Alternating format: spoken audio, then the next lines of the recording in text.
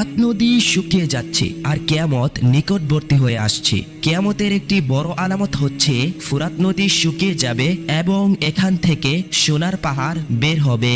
রাসূলুল্লাহ সাল্লাল্লাহু আলাইহি ওয়াসাল্লাম বলেছেন, সে পর্যন্ত কিয়ামত সংঘটিত হবে না যতক্ষণ না ফুরাত নদী থেকে সোনার পাহাড় বের হবে। আর এই সোনার পাহাড়কে কেন্দ্র করে মানুষ যুদ্ধ করবে এবং প্রতি 100 জনে 99 জন মানুষ মারা যাবে। এই 100 জন মানুষের মধ্যে যে একজন বেঁচে যাবে সে মনে করবে মনে হয় আমি শুধুমাত্র একাই বেঁচে আছি। রাসূলুল্লাহ সাল্লাল্লাহু আলাইহি ওয়াসাল্লাম বলেন, ফুরাত নদী থেকে যখন স্বর্ণের পাহাড় বের হবে সে সময় যে ব্যক্তি সেখানে উপস্থিত থাকবে সে যেন তা থেকে কোনো কিছু গ্রহণ না করে। আর এই ফুরাত নদীর পানি 1999 সাল থেকে শুকাতে শুরু করেছে। যে এক সময়ে ফুরাত নদীর পানির গভীরতা এত পরিমাণে ছিল সেই গভীরতার পানি আজ কমতে কমতে শুকিয়ে প্রায় শেষের পথে।